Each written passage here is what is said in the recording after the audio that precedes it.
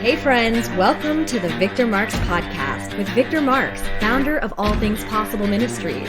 Welcome to the show where we bring you real conversations faced with life's hard truths, stories of redemption, and the latest from the front lines. Whether you're on the road, getting your date started, or finally settling in, we've got an exciting new episode planned for you. So let's dive in to today's show. Hey everybody, welcome to another edition of the Victor Marks Show. This is a really special time because my guest today is going to be the first woman I ever kiss on video right in front of all of you. Why? Because this is my bride's sister, Kathleen. And not only sister, twin sister. Twin sister. And I've definitely been brother-in-law into this interview. Not true. My wife's sitting right back there going, you better not mess this up. I won't. I promise you. We've got the in-laws in here. There's so much pressure in studio today. But you guys, I'm excited. This is Kathleen Klug, and welcome. Thank you. Thanks for having me. Yeah. I'm excited to be here. Well, first of all, folks, I want to say this. I went through a rough spot, actually, a couple times. You've known me since I was a young man, when I courted and married your sister.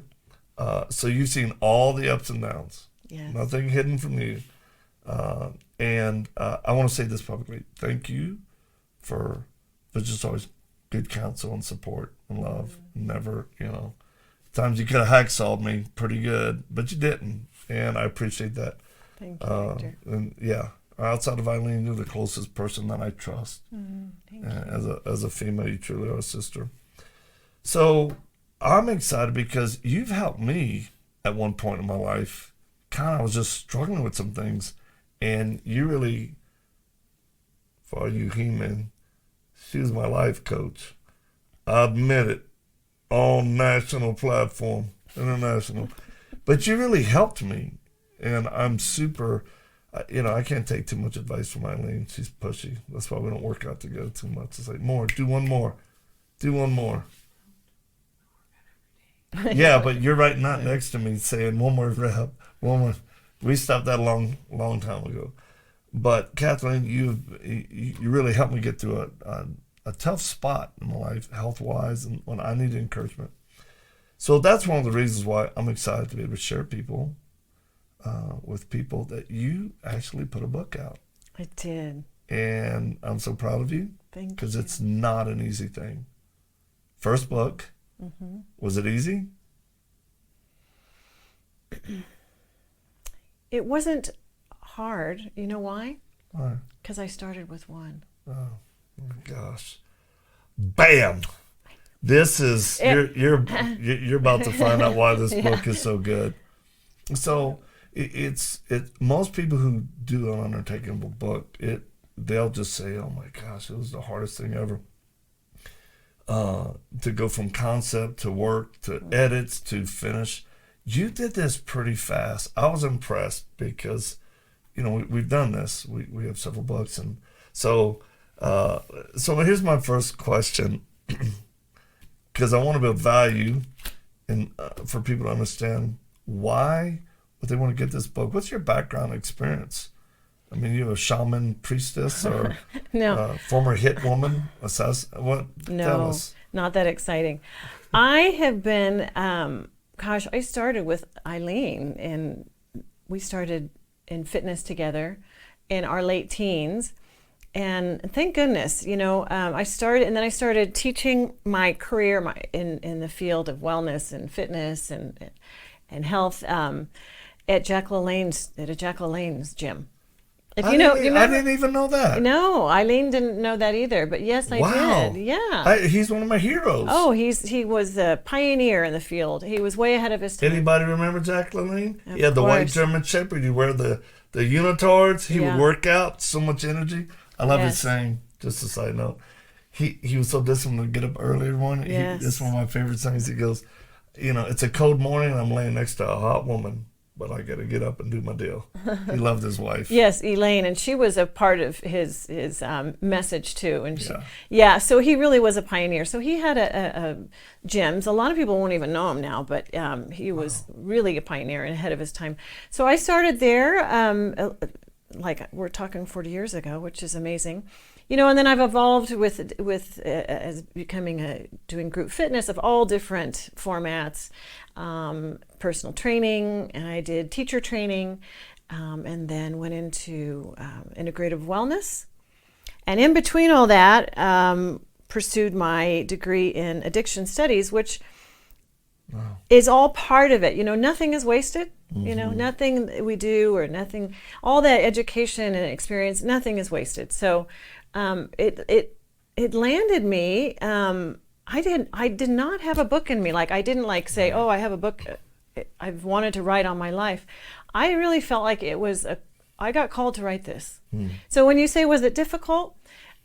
I think the difficult part was like, why me? What do I have to say? And so the journey was really discovering, what do I have to say that's different than anybody else? Or what's my voice? Yeah. So that was kind of my journey through, if you say the difficult, yeah. And that kind of what inspired the book? The inspiration behind it? Well, I tell you what I figured out. Okay. Because once I was called to write a book, I knew it was on integrative wellness. And when I say integrative, I mean body, mind, spirit. I mean the idea that we are connected, body, mind, and spirit. And we do not separate ourselves. So when we have wellness in one area, it'll spill over to the other. When we have disease or disorder or illness in one area, it will also spill over. So that's I knew I wanted, that was my message. And I didn't know what that looked like. But, when I was really seeking to say, what is my voice in this? It was really about sharing this idea of our wholeness. Well, I like what it says on the cover. Here is the book, my friends. And it's this, a simple approach to upgrade your health. Body, mind, and spirit. Which people are looking for today. There's been a lot of advancements in science, but then we've seen the bad aspect of poor leadership in our country, pushing false narratives about certain things, and people getting actually sicker and dying when we're like, what in the world is going on? So I like how this came out of that base of knowledge with all your experience and then what we just recently went through. People have to absolutely study and understand the problems, because if you just follow them blindly, bad things happen these days. Yeah.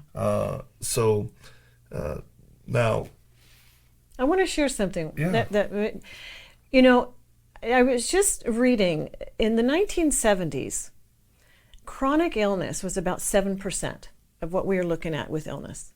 Today, it's about 70%. Chronic this blows illness. my mind. Yes. Because I've heard that. Yeah. Why? When all the advancements, technology, right, everything, when we go to other countries, sometimes they're healthier than Americans. I am not surprised. We're like, what in the world this whole system seems to me, now including foods, it just pushes people toward not being well. Yeah. And the obesity rate, the mortality rate, even though that's going up, so anyway, I have to ask you, start with one. That's such another plug. Start with one. Why that? That's such a unique name for a book. I tell you. Or is it a mantra? Is it a creed? I think it's all of those things in a way, I did not know, this was again kind of in seeking my book, and I counseled with a writing coach. Okay. And he gave me an exercise to do a mind map. And he says, write your central idea in the center of a page, and then do the branches, like what does that entail? So I knew my center was integrative health. Okay. So, and he said, draw and put colors on it. So I was coloring it, and I had family, and I had relationships, and I had work, and I had spirit, and I had food and home cooking and all these different things. And so we got together, and he said, share it with me. And I was saying, well, if you just like start like eating something, just, start by eating some fruits and vegetables, like just something really easy, or start by recycling or switching to glass. Start with some quiet prayers of forgiveness. And as he was telling me kind of what he was hearing, he kept saying, start with one. And I realized that's what I was saying. I was saying, start with one, because I know it can be overwhelming. Right. I work with people who are overwhelmed. Right. And I didn't know I was even saying that. I mean, I didn't recognize it. And he kind of made me aware that I was saying it. And so by the time we finished that the time together, I knew the name on my book. That's cool. Yeah. And I mean, that really is a philosophy to live by. Yeah. So many people procrastinate, put stuff off until they just take that first step. Yeah. Now, how's a person going to benefit from reading this nice book, which I like it because I've read it and it's not too big. Yes. I don't like too biggy books. I like ones I can get through pretty easy. How are people going to benefit from this book? Well, it is an easy read, which I'm glad it is. It's very, I think, accessible, and I think it's a very approachable book. Talk about going back to the integration. So when people want to get healthy, and in any area of their life, right? Sometimes their approach is, I'm going to eat vegetables, but they don't understand the connection of their thinking or their self put downs or their lack of purpose, or that they're stuck in a bad relationship. Right. And then, this is just a reflection of all of that, right? Their poor eating, or emotions will have them going through the drive-through. Or so sometimes people will go, I'm just going to deal with my food. And they don't understand that all of this is driving right. the connection. So I'm hoping to inspire a couple things. The idea that we are integrated. Right. That what we do good in one area will reflect in the other areas. Yeah. But I also want people to understand that our behaviors are really filtered and fed through our thoughts, which really are driven by our beliefs. So it's kind of like going upstream. And, this is what the idea of functional medicine and stuff, it's like, oh, I'm going to give you a pill. No, why don't you go upstream and say, what's causing these issues? So I try to introduce these ideas because if we have a belief about ourselves that we are less than, or we're not deserving, or we're unlovable, or we can't deal with things, or I'm this, is, then our thinking will follow that. And our thinking then leads into our emotions, right, that lead into our actions, that lead to our results. Yes. So that's why just doing it with our behavior, our physical behavior, is not really enough for sustainable change. Right. We need to go upstream and say, do I have to fix some thinking? Yeah. Do I put myself down all the time? Why am I in a terrible abusive relationship? Right. Why do I stay at a job that's sucking the life out of me? Because these are all just the downstream effects of it. That's interesting. I think of a Bible scripture, the holy text that says, as a man thinketh, so he is, or he becomes that. And my dad used to call it stinking thinking. And it does affect us. So I want to encourage people, this is a great resource to get. And what's the easiest way for them to get a copy of this? Amazon. Okay. They can get on Amazon. Boom. Yeah. If they have, I do have an e-course out that has the courses and modules to go with the book. Really? Some people like to learn more visually or kind of be walked through, so I have some modules out. Where can they find that? Kathleen Klug book. KathleenKlug.com. Okay. Yeah, or KathleenKlug.com is my coaching site. Now, are you, if someone wants to contact you for coaching like you did me, are you able to take a few people? I'm doing groups now. Okay, Yeah. okay. Yeah. And they'll get the same benefit from it. Oh, I think the group dynamic is so powerful. Yeah. It's such an effective way to participate, to show up, to get such a collaboration. You listen, you hear other people. It's a really powerful way to connect and make change, and also create support in your life. Yeah, it's a force multiplier. Yeah, right. Now, this one of the last things I want to say, and this is truly a testament. You have you and your sister.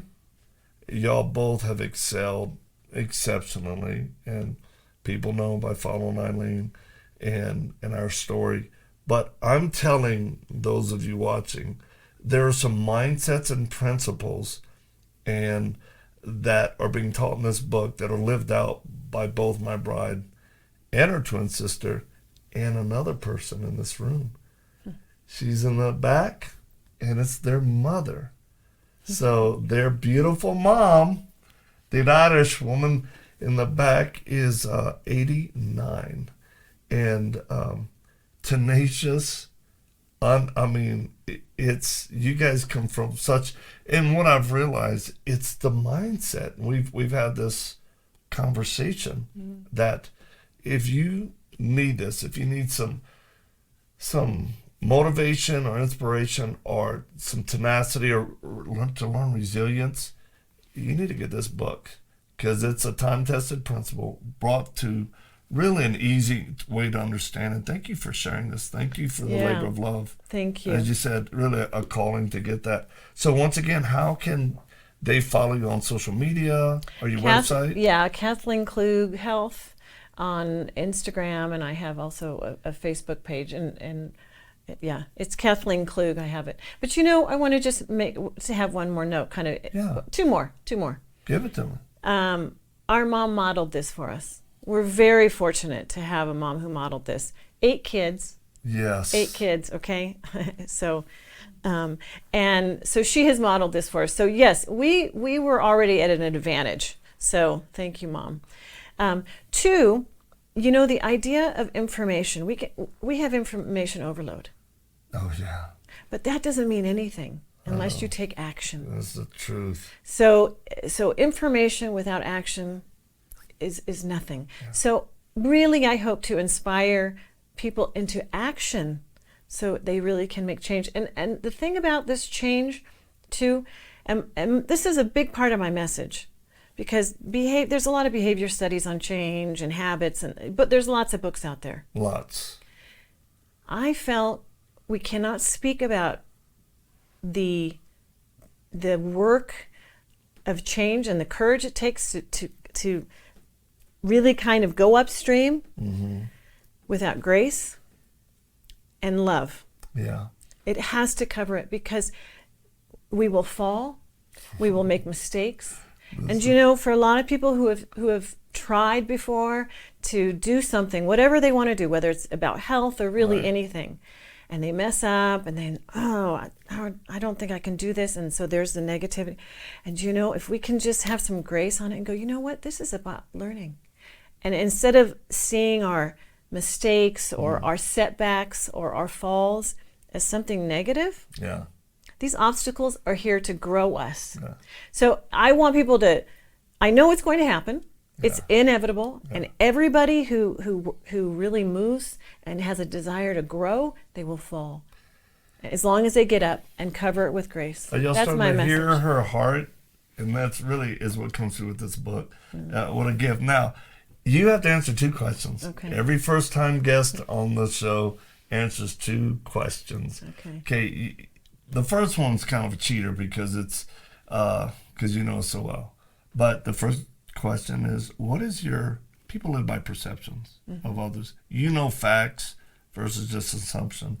But what is your perception? I think people would be interested to hear about who Eileen and I are and what we do. How would you communicate that? Well, I just wrote a note to you, and I said, and I mean this, you guys are examples of living God's leading in your life. Wow. And that's what we're here to do. Wow. Right? That's beautiful. Yeah. I've never heard it explained It's very like that. powerful. I mean, I will tell you, it's very powerful in my perception to be one who is courageously living God's leading. Right? So, and then you two model that. Wow. So that's and helpful. that's not just perception. I know it. Oh. So I'm just telling you. Okay. Wow. Love that. Thank you. What's for the next that. question? The next question is, we all die. I go right to the mortality. We're all gonna die. Normally I'd say, well, Mom or Bill, y'all may be next up because of your age, but yet my brother just passed away. So it's not necessarily about age, but the one thing is nobody gets out of this alive. For Kathleen, what happens to you when you close your eyes for the last time? Oh, that's when I start living. Whoa. Why do you believe that?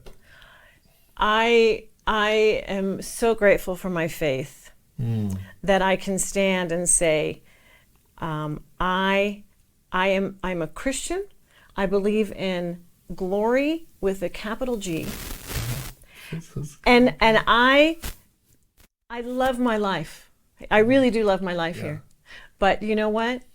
I'm going to love my other life even more. I mean, how can we imagine? We cannot imagine, right? Right. So we will all be in glory together one day, and hallelujah. And we'll do what we can here on this side, and it'll be wonderful, but nothing like being in glory with God. It sounds like you, Eileen. This is how Eileen talks, with such great enthusiasm for heaven.